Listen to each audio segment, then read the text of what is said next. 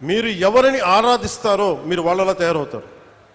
నేను పొట్టి శ్రీరాములను ఆరాధించాను, ఒక బూర్గుల రామకృష్ణారావును ఆరాధించాను, ఒక చంద్రశేఖర్ ఆజాద్ను ఆరాధించాను. నేను క్రిమినల్స్ని ఆరాధించలా, దోపిడీ చేసేవాళ్ళని, దగా చేసేవాళ్ళని నేను ఆరాధించలా, హక్కుల కోసం పోరాడే వాళ్ళని ఆరాధించాను. దానివల్లే నేను తగ్గి 10 సంవత్సరాలు పార్టీ పెట్టి నేను తగ్గి,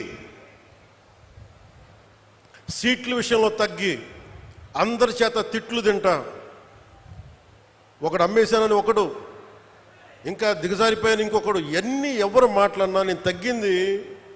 మీకు నేను ఈ నీటి సాక్షిగా చెప్తున్నాను, నేను తాగే నీళ్ళు సాక్షిగా చెప్తున్నాను, అమరజీవి జలధార సాక్షిగా చెప్తున్నాను.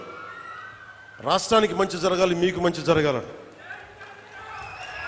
నాకు స్వార్థమే లేదు. నాకు జీవితకాలంలో వాటర్ బాటిల్స్ కొనుక్కొని పెట్టుకోవచ్చు.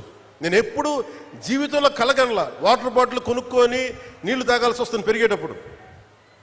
దట్టు ముఖ్యంగా మరి గోదావరి జిల్లాలో గోదావరి తీర ప్రాంతం పారే కాలం ఇది, నేల ఇది. ఇక్కడ కూడా నీళ్ళ కరువు వస్తుంటే నేను ఎప్పుడు కళ్ళలో కూడా ఎవరు ఊహించున్నాం. ఒకసారి మీ ఇంట్లో మీ పెద్దల్ని, మీ తాతల్ని, మీ అమ్మల్ని అడగండి, మీ నాన్నగారిని అడగండి, వాళ్ళు చెప్తారు ఎప్పుడు ఊహించున్నాం.